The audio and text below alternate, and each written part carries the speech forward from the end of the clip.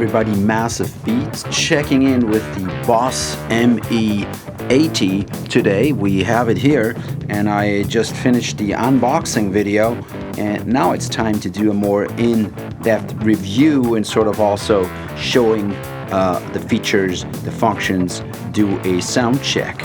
Anyway, so I normally make this all up on the fly, rarely ever look at manuals. Sometimes it's worth it to kind of give it a little bit of a structure. So today I'm going to follow a little bit the manual, and if you bought this already or plan on buying it, you can download the manual and follow this a little bit. So that might be sort of like an optical reference, at least in my first part. And then of course we're going to hook up a Les Paul, we're going to hook up a Stratocaster and make some wild noise. But first of all, for those who haven't seen this unit yet, so this is the new Boss ME-80. It's a successor of the Boss ME-70, which I talked about but didn't really play about. I just ranted about it versus the ME-50. And I tested the ME-50 and the ME-70 against each other. But that is a different story. Now we're having the ME-80 in front of it. It's a guitar multiple effects processor. The layout hasn't changed very much. The power button itself has changed a little bit. It's now a soft button that you have to hold for a couple of seconds, and for on and off. That eliminates, accidental turn ons and offs. The unit is powered by 6 AA batteries, such as this one here.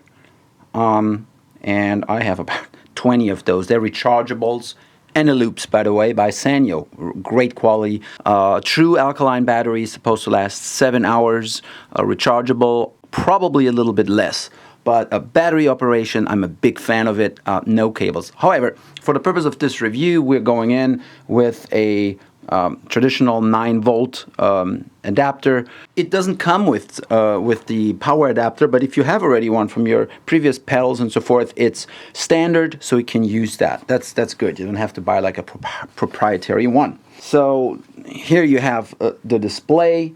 Then you have one of the most important knobs is the output level that controls how much is being sent to the guitar amp and also to recording output. You have a recording out / phones output. So it's one of these smaller connectors, and that's great for headphones. And then you have the guitar output, which is left is mono only, and then left right if you go into a double dual guitar amp situation. Pretty cool. That's the regular guitar sized jacks like such. And this of course also is our guitar input. My guitar is plugged in here. Just if you're wondering, my guitar is plugged in here. This goes to actually the camera in a little bit when I'll be talking to you, to the camera line input, so that we don't have to go through speakers or through a guitar amp and then into the camera. We want to have a direct sound, so you're going to be hearing what I am hearing. And here is an auxiliary input here. It's called aux in. That's pretty cool, and you can, for example, use your smartphone or an iPod, for example, to play back some music and jam along with it, or some grooves and tracks. On my phone, I do have some funk loops and drum loops and things like that I can program on the fly. And there's the USB computer connection, which I'm not going to touch in this review. We're going to do that in a separate review, how it works together. This is something the ME-70 didn't have. Well, one important thing is we have a tuner. So if you press down the tuner here, just gets into the tuning mode. Right now nothing is connected, and I'll show that when I actually connect the guitar. But very useful feature. I found that this tuner is a little bit more accurate or easy to use than the previous two, the ME-50s and ME-70s tuner, but I have no scientific evidence for it.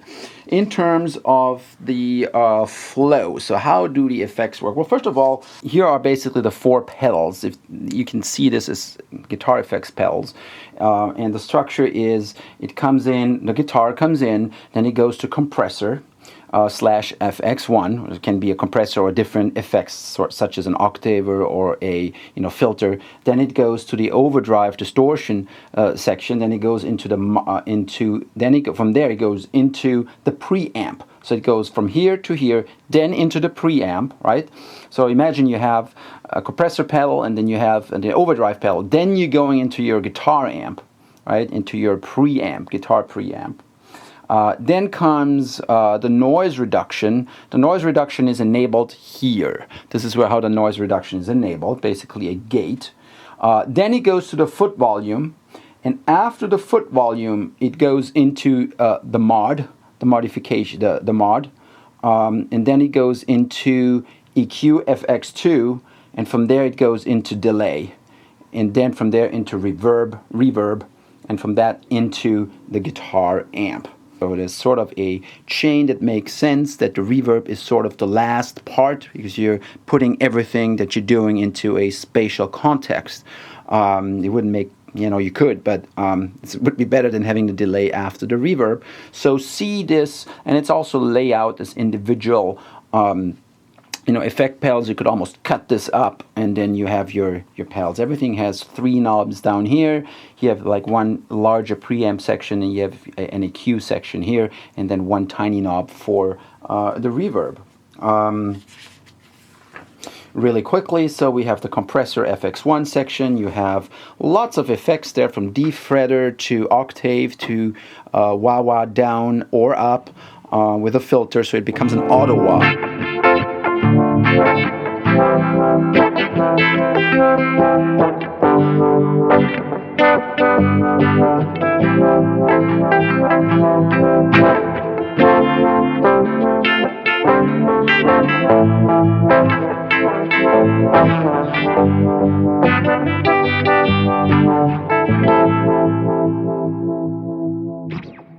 Other manufacturers would call it auto wah, but with T-wah, touch wah down and touch wah up, you get 2 different sounds, right?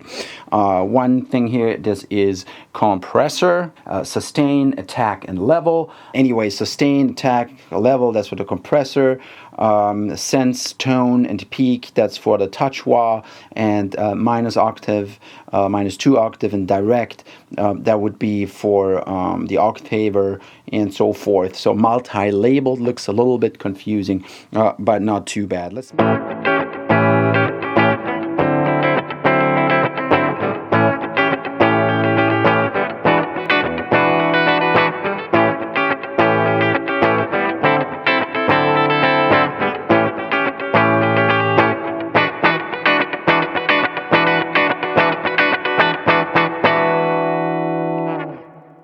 Let's move on to the next effect. So we have the boost. So it goes boost, overdrive, T-scream. Okay, well, that's a copyright issue. Tube screamer, blues, turbo, OD, distortion, turbo DS, metal DS, core, fuzz, and octave fuzz. They all have the same controls, which is kind of cool. Let me zoom in a little bit. I'm talking fast because it's just kind of a long review. Drive, tone, and level. So drive sets the intensity of the distortion, tone sets the brightness of the sound, and level sets the volume level for the OD/DS. Sometimes if the overdrive is very strong, you go from a clean tone to an overdriven tone, it gets 10 times louder. Therefore, you can control that, so it stays as loud as what you played before, just distorted, or it actually gets louder for a solo, and so forth.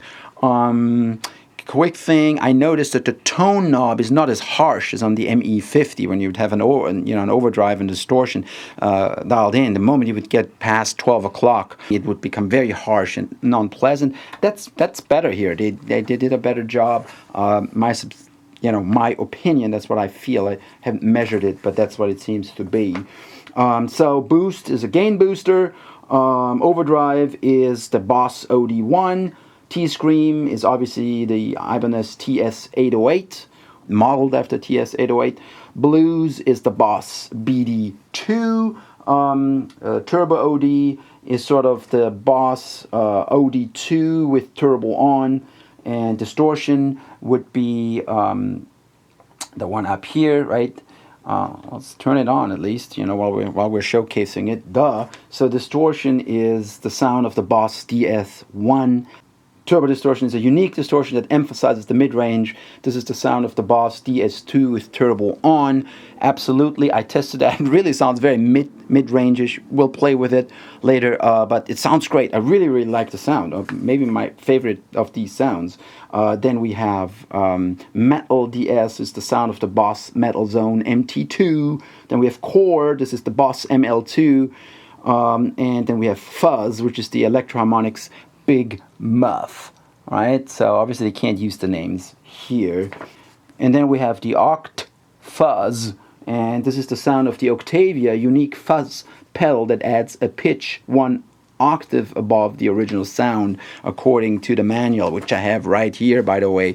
I'm kind of making this up. I'm following the manual for a change, so I'm not, it makes sense when you guys look at the manual later or download the manual.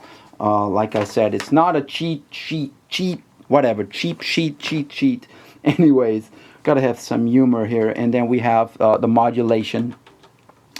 Modulations right here, my friends. Okay, all right. So there's obviously going to be a ton of different sets. Anyways, we have phaser, flanger, tremolo, chorus, vibrato, pitch shift, harmonist, rotary, univibe, uni-V, but this, the univibe, delay, and overtone. Now, overtone, I'm getting right into this. I'm already straying away from the manual. Overtone is very, very interesting because it almost sounds like an analog synthesizer. I'm going to play with you, especially if you make it all effect and no direct level and no octave down. If you just use the upper octave here, so it's upper, lower, and then direct level for overtone. Overtone is squared here, there's a square around it. That means that these controls are for that.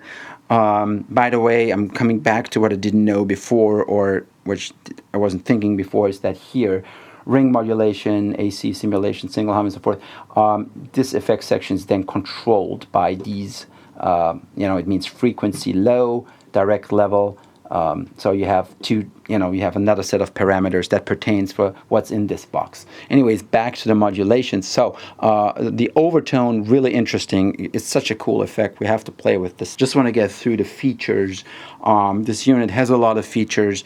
It's good to talk about them because you're going to use most of these features. I don't think there's features that are unnecessary. I think most of them are really valuable. And then down here we have the control, rate key up here. Let me go closer. Okay, I hope you can see this. So rate key, we have depth and harmony, and then level and resonance, obviously depending on which effect we use. For example, if we use the harmonist, here's my key, my bass key, here's the harmony that I'm setting, and then here is my E level sets the volume of the harmonies, right? And if we go to a delay, it also has a delay here. Delay works very similar to what we have over there. Let's just go for a flanger and phaser, for example. Flanger and phaser. So we're going to have rate, so sets the speed of the effect, depth, sets the richness of the effect, so how strong it comes in, and then we have resonance over here. That's that peak in the curve. Whenever you have resonance in the filter, it's basically how harsh it's going to come in, how that cutoff, where the cutoff is, the frequency where it's being cut off and modulated at that frequency, how strong that peaks up.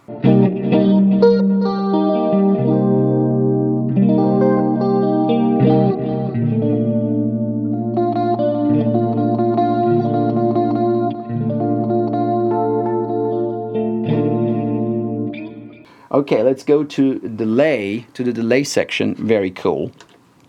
Zoom in.